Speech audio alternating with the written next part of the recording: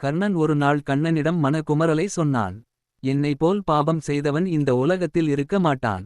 நான் பிறந்ததும் தூக்கி எறிந்த என் தாய், ஒரு முறை கூட திரும்பி பார்க்காத தந்தை, படித்த வித்தை உனக்கு பலனளிக்காது என்று சபித்த குலம் கோத்திரம் கேட்டு அவமானப்படுத்திய துரோணர், இப்படி என் வாழ்க்கையே கேள்வி குறிதான் என்றான்.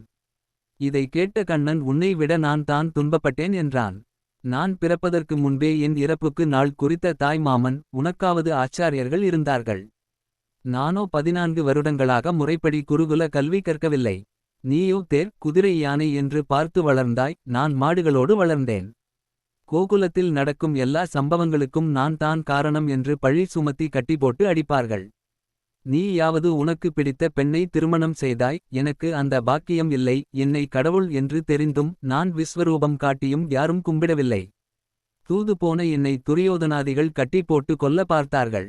நீ கொடையாளி ஆனதால் எல்லோரும் கையெடுத்து தொழுகிறார்கள் என்றான் கண்ணன். கண்ணன் பேச்சை கேட்டு ஆச்சரியப்பட்டான் கர்ணன்.